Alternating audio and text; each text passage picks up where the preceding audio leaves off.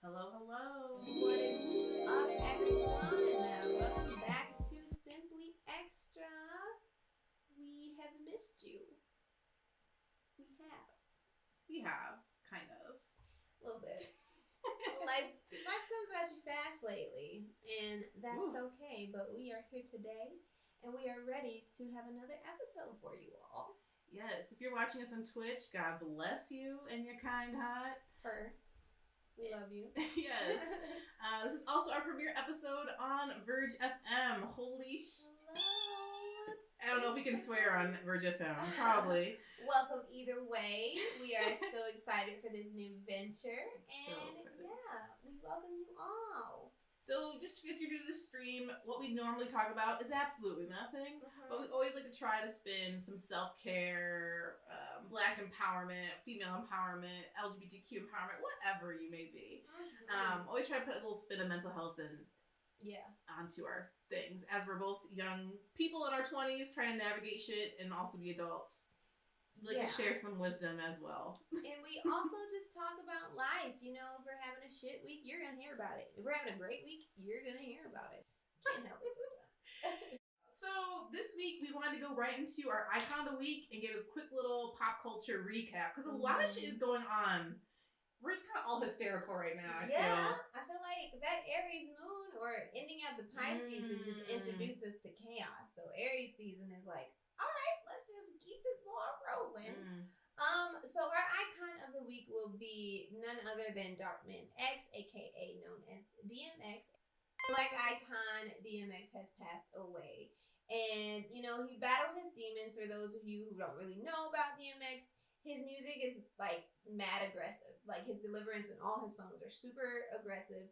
But a lot of people don't know that his messages there's a lot of positivity around it. And his story, his addiction started when someone he looked up to as a mentor laced his weed at 14 with, I want to say, cocaine or PCP. crack.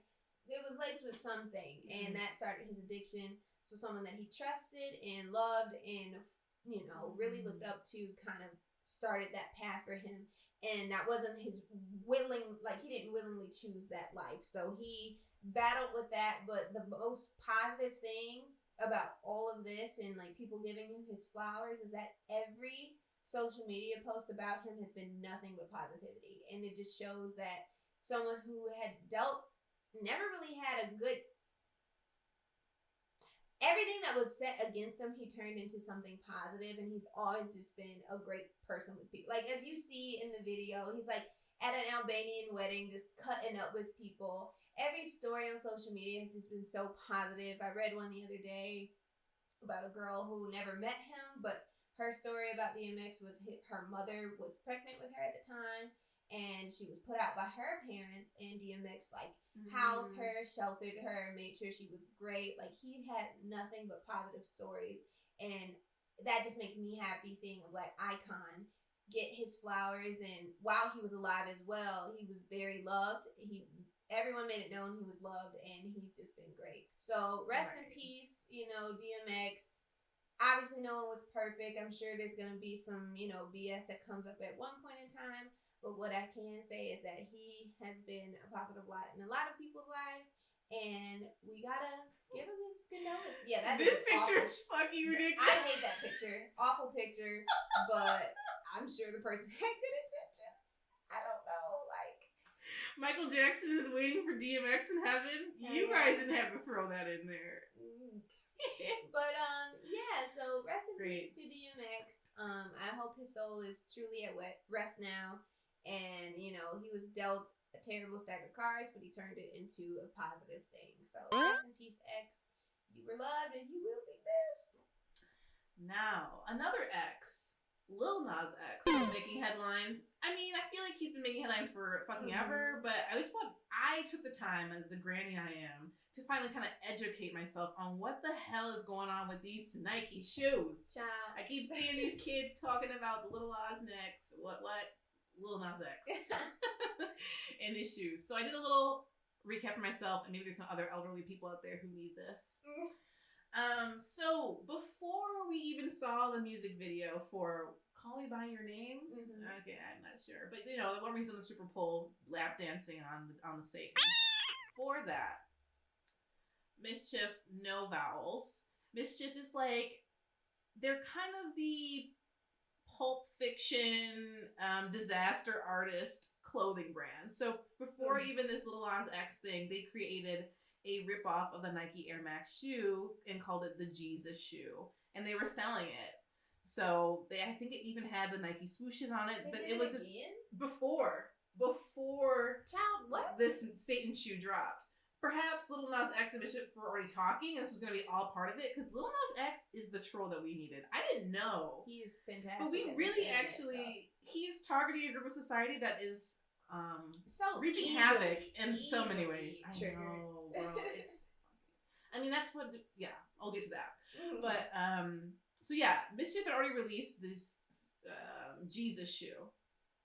Then we see promotions for Lil Nas X. And they're very basic promotions. He looks really straight presenting. He's just kind of wearing the shoes on his neck. Just like red backdrop, holding these Satan shoes and smiling. Very basic. He did have a contacts in. But other than that, it was not a very Lil Nas X production. It was very subdued. So there were 666 units of this shoe, numbers of these shoes that were released. And they were selling them for, I think it was like $1,080. It was supposed to be a kind of a poking at the Bible verse, Luke 10:80, 10:08. I don't know if they're, but that's the number on the shoe is what the also dollar value is. And the quote from in the Bible in Luke, this is a quote about Satan, like falling from the heavens like lightning, something like that. So they put that on there. There is supposedly in the dye of the fabric, but I also believe there's like a little liquid in the air bubble of the shoe that has like a little bit of a red tint to it. Apparently made from 1% human blood. So they make this fucking ridiculous marketing claim, upset all the evangelical Christians. But the issue is that this shoe is, again, a knockoff of an original Nike Air Max silhouette. They didn't even try to reverse the Nike swooshes, flip them upside down. Like, I would think they would invert across. They would invert the Nike swoosh. No. All they did, this is my partner explained to me, is called a sole swap, where you keep the same top of the shoe, you just swap the bottom. So that even term in itself is genius to me. They swapped the sole of the Air Maxes to make these Satan shoes. We love a good play on. But they're not cute. I don't think Lil Nas X would even wear these shoes. Maybe if he was going to the grocery store, he would to Trader Joe's. But this is not his flavor. It was really just a pawn or a Trojan horse, if you will, to try to get people to start acting hysterically as they will. So this is actually a style of art. This is called power displacement. When you take something from a really well-recognized institution or even the American flag, and you invert this well-known imagery into something subversive or potentially just unique that either makes the original institution look like they created it themselves, or it just exposes the institution and their practices. So I imagine with Nike, I don't know what the conversations have really been as far as exposing them and maybe how they believe in the end of the world and that Satan can't possibly be a queer dude. I don't know. But as far as a commentary from Christians, it's been hilarious in response to this shoe. But yeah, that's the hype. It's really tactical troll. Yeah. Fuck. So good. So like the internet. prepared. There's very few people out there that know the internet like the back of their hand, and he's one of them. Like he is doing this internet thing just so effortlessly, and I honestly envy him because he gets these people riled up, and then bam, all of a sudden he's trending. He's the number one trending topic on Twitter, and obviously to someone who's like in that scenario, they're not gonna be like, oh my gosh, I'm trending for the wrong reasons. He don't give a whole hell. It's all part of his no pun intended thing. Right, like he is Kanye, but I think he's smarter than Kanye. He's incredibly smart. Like again, you don't mess with a Barb. He was a Barb originally. That's a great detail. And he took this and ran with it. And honestly, I gotta give him his props. Obviously Nike shut it down very quickly. And people spent all that money, like over $1,000. They got their refunds, but some people were actually like trying to resell them and stuff. Well, and exactly. So they're selling them for $3,000. Like that is the real devil of the matter is not Lil Nas X, not his weird ass music videos. It's us, bro. Stop using your parents' money to buy shoes that are not cute. And honestly, it's hype beast. It's no one like. First of all, there's a great deal of shoes out there that are incredibly ugly to me. I don't get the hype around like being a shoe person. I mean, it's not for me. I'm not judging people who are, but this was so. He's a smart man. You know what I mean? Like he's getting that money, and every time y'all talk about him, every time he trends, like his song went #1 in like I want to say like 20 countries. All off of this stupid, you know what I mean? Like, y'all keep streaming Call Me By My Name so I can pay for this damn Nike lawsuit. Okay, like, that was my joke. Like, the reason he had to sell these shoes for $1,000 is so he can pay for the legal needs. Because you don't do art like that unless you know. But the thing is, it's not even him that's being sued. It's the company. Mischief? Yeah. Oh, yeah, but they're working together. Like, this is... I don't know. And maybe that was his plan all along. Like, hell yeah, I'm going to work with this dumbass company who did this dumbass thing. I get the notoriety, you get the repercussions legally, and I'm gonna still ride this out. So Mischief has done work like this before, so like it was very strategic. Like they speak the same language. Here he has Versace in his pocket, so there ain't nothing that he's doing now. Yeah, this small time brand.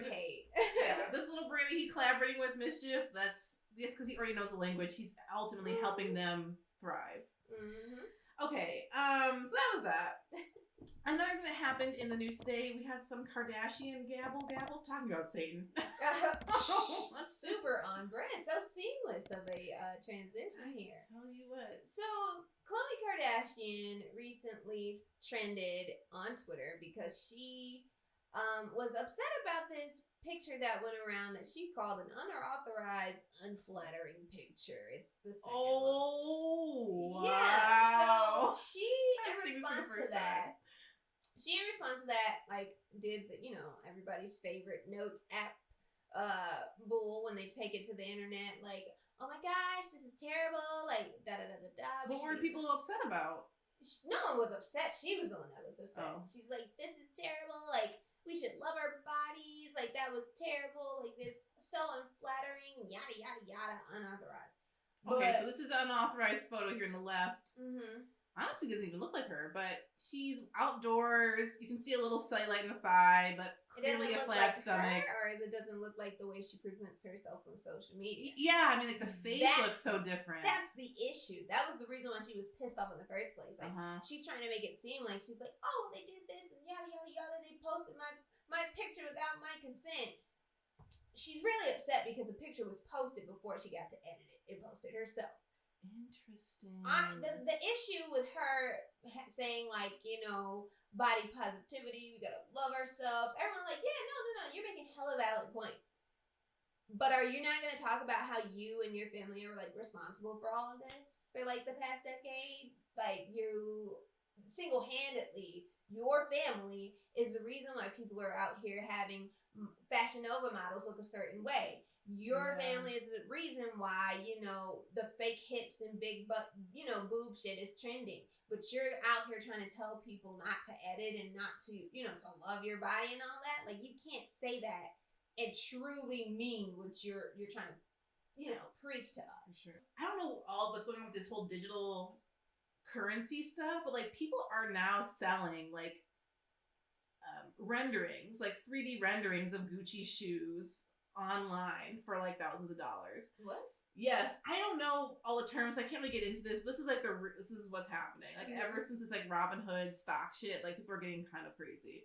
But I do like it in many ways, especially for artists. Mm-hmm. But yeah, like we are getting into the age where you can actually go out and buy the $3,000 Gucci outfit online, and so you can post a picture of yourself in this virtual world and be wearing that dress or have that face. So part of me even wonders that, like, if she has the Kardashians, if they have faces, digital faces pre-made in certain, positions that they put on their pictures. Of course, that's what airbrushing ultimately is, but that's what we're getting to in this world, where you can just buy your face and body in a digitized form and, Yeah, I mean, it wouldn't surprise The me. lines between real and what's not real are very obscure. Yeah.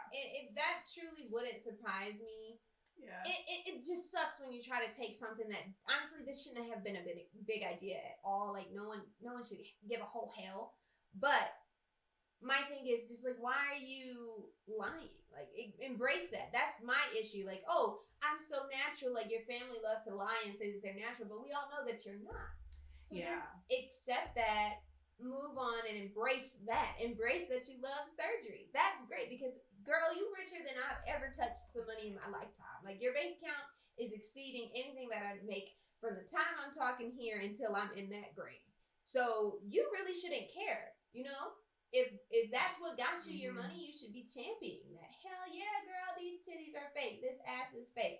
Ride that wave. But what you're not going to do is try to take a movement that's really supposed to be uplifting us everyday normal people. It doesn't involve celebrities. Yeah, also, like, we don't need you there for this body positive. Like, we don't need you to try to come in and try to, you know, spearhead this because no one asked for it personally. No, I don't know any person who does look up to Khloe Kardashian as a role model, and if they do, I'm probably not associating with them. Yeah, they're probably a little bit younger and they're really famous on TikTok. Exactly. So that's just that. The Kardashians are a disease, and we are not fans. So I wish evangelical Christians would get as pissed off at the Kardashians as they do about Lil Nas X and folks, because I'm like, wow, like that would actually make sense about him, like giving this terrible metaphorical Satan a lap dance. Yeah, like that's the end of the world. Like some boy making this song and having music videos, the end of the world. Not these people who are behind the scenes, like altering what beauty is and what natural beauty actually entails. There was a funny comment that a little kid made about the Lil Nas X thing. They're like, oh, if you watch this, they're trying to turn your child gay. And the little boy was like, well, wouldn't I just balance that out by like going watching a Megan Thee Stallion video or something? Yeah. Like, wouldn't I just cancel that out? Like, if a small child has a grip on reality better than you, babe, it's time to reevaluate some things. Yeah, I feel like that's what's really happening. It's like it's waking up the suburbs where like you've got these kids who are like, no, Lil Nas X is my friend, Mom. You know, he's cool. What's your deal? But anyway, I think this is a good transition to talk about body positivity and your responses to our body positive poll. Yes. First, though, Dimes had a great article they wanted to share. Yeah. It's fat phobia in medicine harming doctors and patients. And this is Psychology Today. This is not just some random person. This is a certified, trained doctor, Miss Karen Manius. I'm so sorry if I did not say that correctly. Manius. If you're out there talking. So it basically touches on how doctors are basically disregarding what patients are saying to them because immediately what they're thinking is, oh, you're fat, that's the cause of it. Mm-hmm. Is this going to be a big problem to a point where we're literally killing people and not taking them seriously when they're coming to you with issues because you're just disregarding them as a fat person who just needs to lose weight? And what she does is she basically breaks it down, like how this is detrimental and how this is a society problem, that being skinny is automatically assumed, you know, you're healthy, and how that right there in itself is a very, you know, toxic mindset to have as a doctor.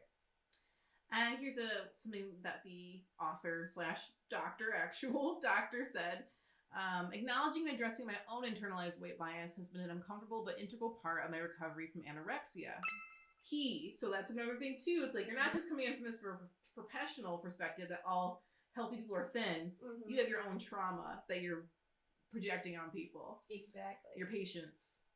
In taking a hard, honest look at my attitudes to weight and the connotations I misattributed to both ends of the spectrum, I have come to understand that my anorexic identity was closely aligned with my professional identity, both in terms of behavior and physical appearance.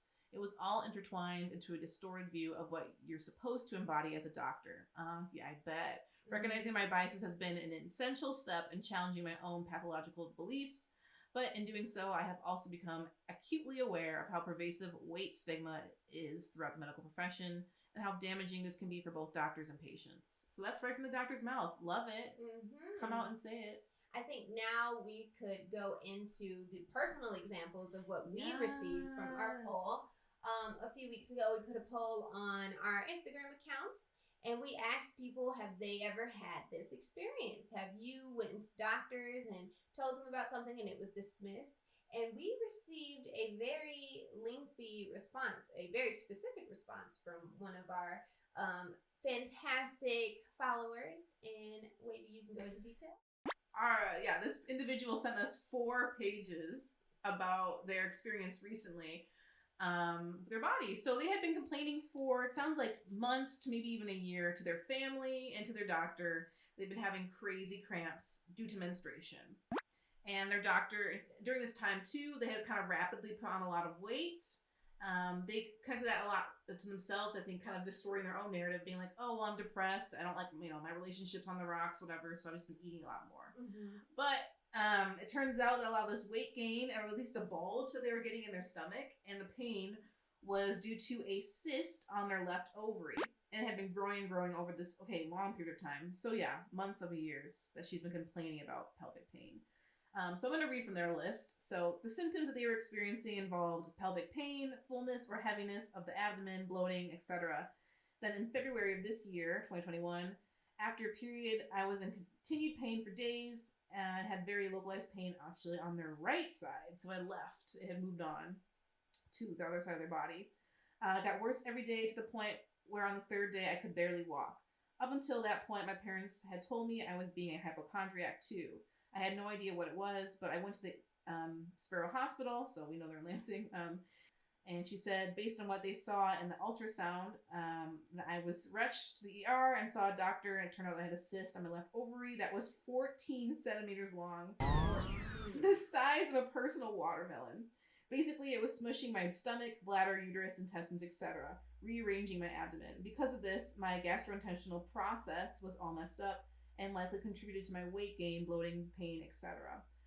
And so it's crazy to me too how she's seeing the doctor, but this is actually the first time that they actually see an OBGYN, who's a male, who specialized in this work, looking at her being like, why did it take so long for you to get here? This has been growing for so long. So sometimes it is useful just to go to different doctors when you feel like you're not getting the response you want, but I think it also shows the level of, so she's putting on weight and her doctor's not listening to her, but also just being a woman. Yeah. I know this person who submitted the letter personally, so intelligent. Like, they speak multiple languages. We went to high school together, so we took some advanced classes together. They outshine. Mm-hmm. They're a very intelligent person. For them to be saying, my body doesn't feel right, and to be told they're lying or like not telling the truth is just really crazy to me. Because you would think that at least that character of a privileged white woman with a degree, they would be listened to. Exactly. But that's not the case.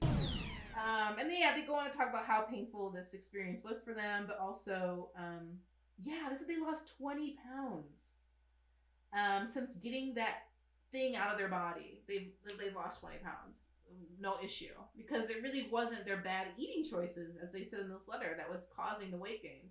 It was this thing growing inside of them. Exactly. And so it's really interesting how little we know about women's bodies, but when we do fixate on women's bodies, it's because of Khloe Kardashian or the newest trend, the newest plastic surgery trend. That's when we focus on women's bodies. But when it comes to just we don't want to keep taking birth control because it makes us feel shitty. Can we find a birth control that doesn't make us feel shitty? Or can we find alternatives to having severe period pains other than taking pills that may upset us, our stomach lining? That's my personal experience. Mm-hmm.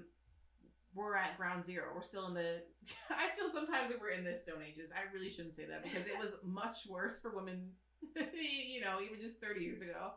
But well, I mean, that attributes to it too. Like, even if, my personal experience, I had to take birth control because it was the only thing that did help my period pain. And as someone who has endometriosis, my experience with birth control was very positive. The only negative that came out with it was I did gain weight.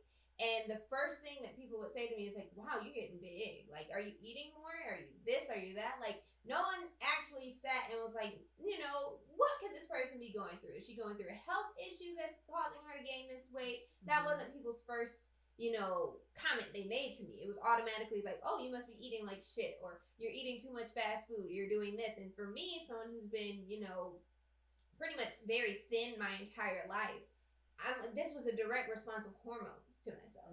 So you'd much rather not celebrate the fact that I'm feeling a hell of a lot better as a person with all the symptoms that I'm going through.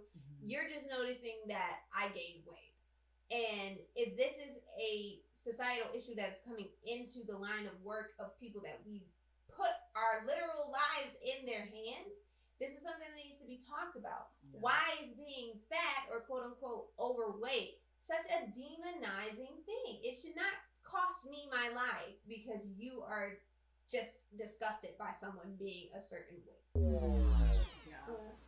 I think we need somehow. I think the doctor's office is still such a scary place because, like, you start off the encounter with stepping on a scale, and for women that could be devastating because maybe we haven't stepped on scales in a long time or whatever. No, or meant to. I can't say this is just a women's issue, but for people in general living in this fucking hellscape, weight is such a sensitive topic. And so when you first walk into the doctor's office, you might feel like a failure, and that might psychologically start affecting you where you don't want to ask questions. You don't want to challenge the misdiagnosis, that a doctor is giving you, a health professional is giving you.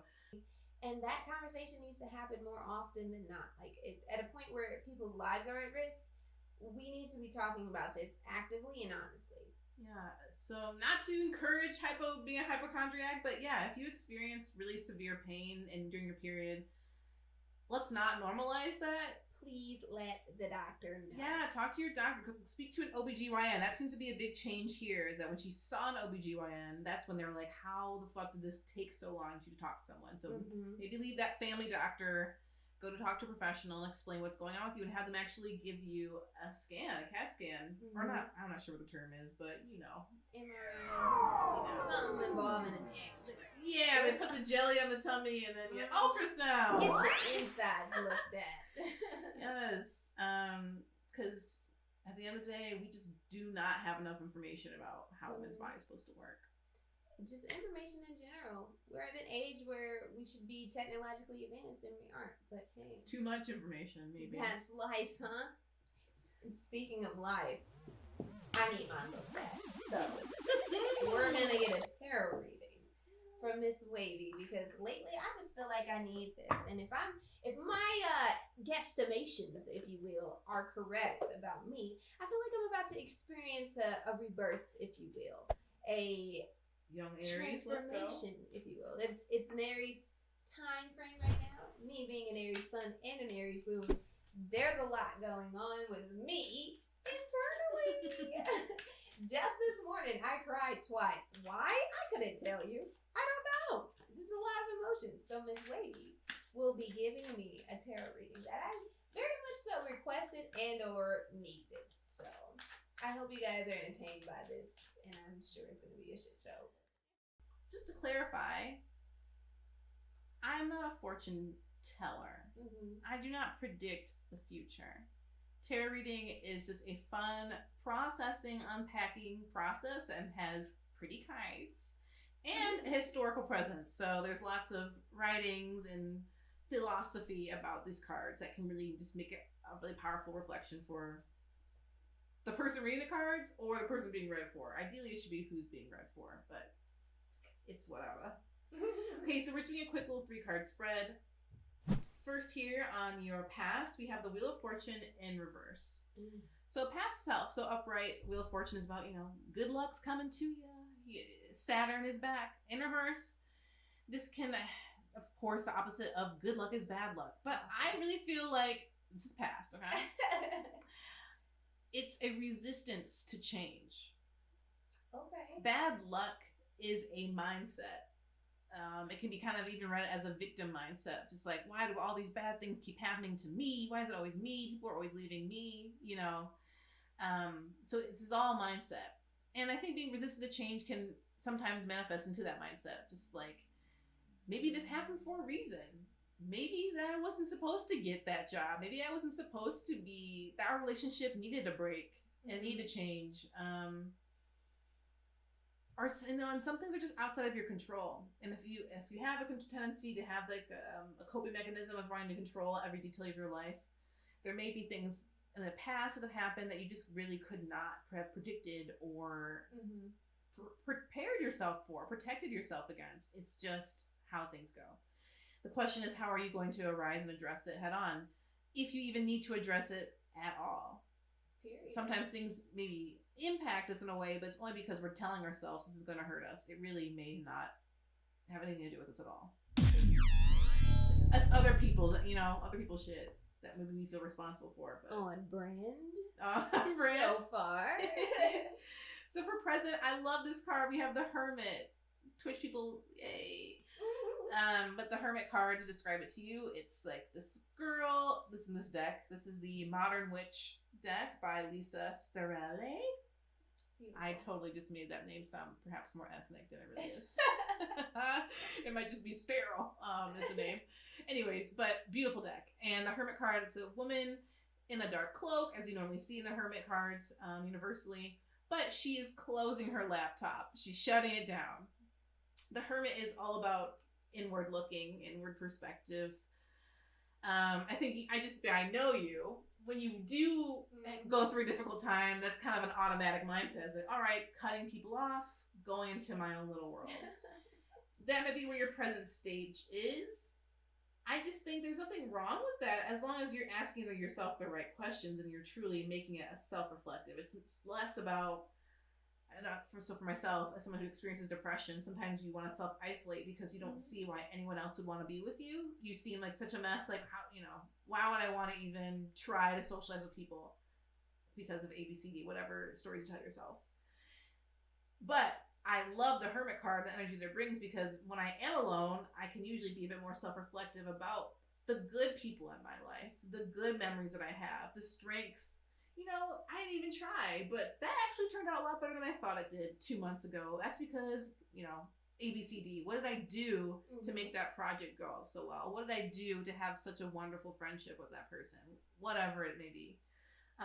So I think just in that Hermit space, be really empowering. Cut yourself off from people who don't make you feel less than, who maybe make you go into bad cycles, because this Wheel of Fortune in reverse could also suggest a cycle being broken, which is a great thing. It's not negative at all. Bad luck. It's just an end to an old way of doing things and people circulating in your life, the barriers and the relationships that you've had. Maybe that changes. Setting boundaries, new boundaries, Ooh, ciao. And the Hermit crab, the Hermit, I think you could also think of it as boundary setting in a huge way. Because, yes, you're in your own little castle. Ooh, ciao. This is still very on brand. Okay, maybe my guesstimations were pretty accurate. This is actually excellent too, because now we have in the future the King of Wands. Hello, Aries season, King of Wands. Did we say that? So I think I want to read this for you as this is you. Because sometimes when you see a Knight of Wands or just a Knight of anything, especially when you're reading for a femme-identifying person, it's like, oh, here he comes, your Knight in shining armor, or a message from somebody is coming. But I think in this case, you have some masculine energy in you already. So that Knight of Wands is to speak to you. The Knight of Wands is impulsive. The Knight of Wands is assertive. They use their voice. They use their passion to get around to get things done. So this makes a lot of sense to me. If you are breaking a toxic pattern or have identified a toxic pattern in your life, in your past or recent past, and you're really trying to think about it because it did kind of throw you off your course, set boundaries, and this Knight of Wands power is going to help you be assertive. Because part of being assertive, as I've recently learned in that webinar I was talking about earlier, is setting boundaries, being like, no. Yeah, I know that's what you want, but no. I know that's what you said, but that's not what I'm doing. It's just that. What did I say? Like not even 10 minutes ago, y'all. Okay. It's really just being, having conviction about why you're saying no. It's because you've been doing some thinking. This isn't just because I have a bad attitude and I don't like to help people. No, I've been really reflecting on myself in my hermit stage about why the fuck things keep going left and right without me saying they can. And so I can say no. I can't, or yes, but I think when I see this card, it's so assertive. And being paired with the Hermit, I just has a little bit more to do with blocking, putting up blinders, and knowing what your lane is and what you will and will not do. And this is just don't stifle yourself. Make sure you're growing. This is amazing. And great. Yes, that's all I'm gonna say. Is my guesstimations about the things that I've been doing, because I feel like that's crazy that you pulled the hermit for my present stage. Because I'm like, yep, I'm there, but I have been doing a lot of self-reflecting and thinking back on situations and all of that, and I'm like, yeah, these need to be made. These changes need to be made, and the decisions that I'm making are very, very needed. They're very much needed, and they're validated. Girl, I can feel the way I feel, and it ain't nothing y'all can do about it. And I'm going to act on them. You know what? This is great. I am going to take this energy, and I'm going to ride on it, because I Ride away. Trot away on that Knight of Wands. Trot. Ooh, this moon is about to give me some real clarification on some things. You know what? I knew I could count on you, baby. Like, I just knew it. And I always try to pull a clarifying card. It's at the bottom of the deck. So at the bottom of the deck, you had the Knight of Pentacles in reverse. I just had a fact check with Biddy Tarot on what that means.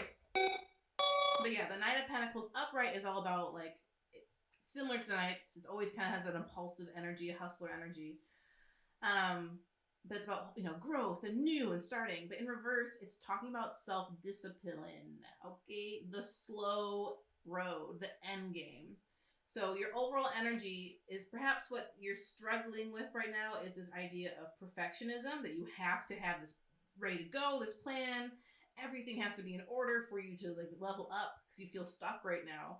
At least that's what you can say with the Knights, especially when it's in reverse. It's always going to be about slow because Knight upright is so fast. But you never know when the perfect moment is going to arrive. You just have to be ready for when that moment comes to you to take action. But there's no secret long-term gain to success. You just have to be ready for when that moment arrives. Yeah, I am taking everything you just said to me. Yay! And I'm going to internalize it. We got some reflecting to do tonight, girl. I'm going to tell you my goals for next week. Okay, great. My goal for next week is to just really ride out on that assertiveness. Mean what I say and say what I mean.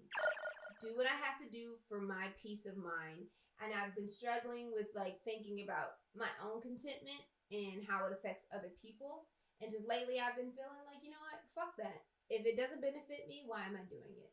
If the energy isn't good for mine, why is it around? So really just kind of acting on those feelings and really meaning what I say, again, and saying what I mean. What about you, baby? I love that. Goal for this week, I'm going to try to look in the mirror less. Okay. And go outside more. Okay. Well, physical goal. Yeah, and I even go outside to go do exercise, and I love to walk around, but just look at the sun, look at some animals, and just the world around me that's not in the ratio format of my phone, So that's my goal: going the fuck outside and enjoying it. I need to do that too. Maybe I'll go outside and get some air on a lunch break. Who knows? So there we go. Thank you so much for listening. Thank you. We always love you, our faithful Twitch viewers and YouTube watchers. We love you. You've been riding with us from the start of this show. And our new Verge listeners, we thank you for tuning in. We hope you liked what you saw and heard. Mostly heard, I'm assuming. It's gonna be heard. Maybe one day, yeah. If you want to watch us on Twitch and we go live, we usually go on Sundays, but that's gonna be changing here shortly. Yes. But we're on Twitch, Dimes X Wavy. You can also keep up with Sometimes Our House. That's a production house that this thing kind of falls under. We're on Instagram, Sometimes Our House, and Facebook. Yes. And my Instagram, you can find me at Diamond Henry, 2 Y's on the end, or you can also follow my blog, the Diamond Cut Blog, on Instagram. No spaces with any of those. So thank you so much. We hope you guys have a fantastic week, month, day, whatever. I hope it's great to you. Bye, Virgie. Bye.